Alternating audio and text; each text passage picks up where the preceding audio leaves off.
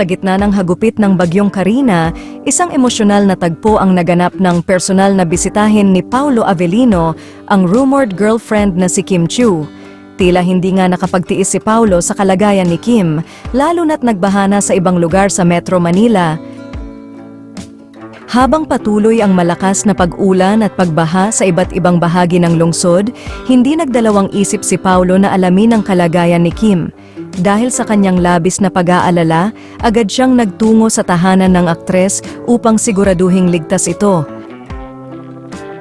Kinilig nga ang mga fans sa gesture na ito at sinabing concerned talaga si Paolo kay Kim.